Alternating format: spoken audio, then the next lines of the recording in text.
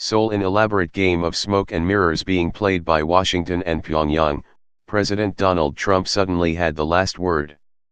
On Thursday he announced in a letter to North Korea's Kim Jong-un posted by the White House that he is canceling the summit between them planned for Singapore on June 12. Trump supporters had touted it as his ticket to the Nobel Peace Prize. But it looks as if that is not to be. At least, not yet. Trump didn't slam the door completely.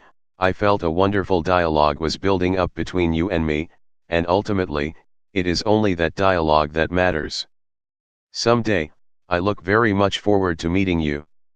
And 3 hours later in a ceremony at the White House, he cast a ray of hope, saying, it's possible the existing summit can take place or a summit at a later date. Mainly, though, in his remarks at the White House and as in his letter to Kim, he was talking tough. Our strong sanctions will continue and the maximum pressure campaign will continue, he vowed. We will never compromise the safety and security of the USA. His letter to Kim was most menacing when it came to the old "my button is bigger than your button" rhetoric. You talk about your nuclear capabilities, but ours are so massive and powerful that I pray to God they will never have to be used. The insults had cranked up in direct proportion to the Trump administration's realization that the complete denuclearization it demanded was not something that would be decided going into the summit, or coming out.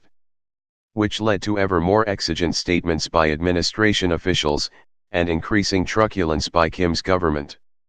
The North Korean propaganda machine went on overdrive, spewing out rhetoric denouncing Vice President Mike Pence for having dared to echo President Trump, raising the specter of the cruel fate that befell the late Libyan leader Muammar Gaddafi if Kim Jong-un did not come around to a deal on his nukes. Pence neglected to mention that Gaddafi had actually given up his barely nascent nuclear program in 1993, to the applause of the U.S., Britain, and others, before meeting his sad ending at the hands of a mob in the revolution that wiped out his regime 8 years later.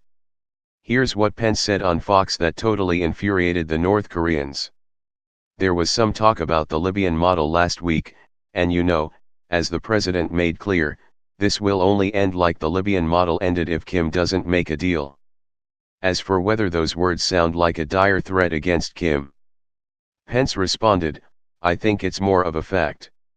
If baiting the North Koreans is what White House schemers see as a skillful negotiating strategy, probably they could not have come up with a better way to do it.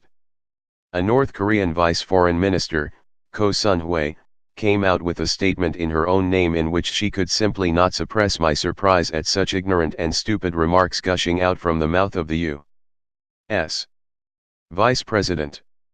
What could be dumber than for a political dummy like him, said her statement, carried in English by Pyongyang's Korean Central News Agency, to compare North Korea, a nuclear weapon state, to Libya, that had simply installed a few items of equipment and fiddled around with them. Naturally, she compared Pence's remarks to those of the National Security Advisor, John Bolton, who had suggested a week earlier that North Korea, after giving up its nuclear program, might submit to having its warheads and equipment transferred to the Department of Energy's Oak Ridge, Tennessee, National Laboratory for Demolition. Pence, she said, has again spat out nonsense that North Korea would follow in Libya's footstep. After all the rhetoric was done, Ko had a message that had to have been carefully devised by the powers that be. Whether the U.S. will meet us in a meeting room or encounter us at nuclear-to-nuclear showdown is entirely dependent upon the decision and behavior of the U.S. For her part, she said she would put forward to our supreme leadership for reconsidering the summit. Interestingly, she said nothing about Trump, no insults, not even a mention. In other words, if Trump still wanted to sit down with Kim, he could do so. The message that glimmered off the mirrors through the smoke was that Kim really would rather not pull out of the Singapore tête-à-tête. But Trump apparently wanted to make sure he cancelled first. Earlier in the day, continuing to play around with the positive atmospherics of the past few months, North Korea welcomed 30 members of TV crews Thursday to the mountainous northeast of the country to witness, sort of, huge explosions, evidently too hush-hush for actual nuclear experts to see or hear. Mind you, the TV teams from the United States, Britain, China, Russia, and South Korea, were not allowed to broadcast live the sight or sounds of the blasts destroying what was left of the North's nuclear test site at a remote village named Punggye-Arai. They had plenty to report by phone though after spending 10 hours up there looking at 3 of the site's 4 tunnels. CNN's Will Ripley, one of 2 U.S. TV correspondents on the scene along with Ben Tracy of CBS, said we couldn't actually step into the tunnels but saw as far as the eye could see through the doors that they were rigged with explosives the size of soccer balls. After watching the explosions, they got a closer look to see the wreckage from the outside of 3 of the 4 tunnels at the site. The 4th, they were told, had been destroyed earlier. It was surreal to see it in person, said CBS Tracy, like Ripley on the phone on the long train ride back to the southeastern port of Wonsan. They blew up the 3 remaining test tunnels at that site. They claimed 2 of the tunnels were still usable, that they could have conducted further tests there, but they put in explosives and blew them up. After seeing the tunnels up close, said Tracy, they removed us to viewing stands farther away and blew them up, after which they told us to walk back up towards the tunnel to see it in person, to verify that indeed it had been closed. For the TV people, the day at Punggye-Arai climaxed a journey that had begun Wednesday on a chartered flight from Beijing to Wonsan for the highly choreographed opportunity to see the site where the North Koreans had staged all 6 of their nuclear tests, the last and by far the biggest last September. The North Koreans, said Ripley, hailed the whole show as evidence of their commitment to transparency to denuclearization ahead of the planned summit in Singapore, but he and Tracy both conceded they were hardly expert witnesses. There was no one on site, no outside expert, to verify that what North Korea claims it has done closing its nuclear test site has actually occurred, said Tracy. We did ask our government minder if they're going to allow somebody in to do that, and he said he doesn't think so because they don't feel that they need somebody else to say that they've done what they say they have now done. Oh yes, at least one of the visiting crews, having thought to bring along a personal radiation detector, had to leave that at Wonsan too. Getting there had to have been at least half the fun. From Wonsan it was a 12-hour ride on a train chugging at about 25 miles an hour on antiquated tracks, and then a rocky 4-hour bus ride into the mountains, after which they had to hike another hour. So what could be left to see?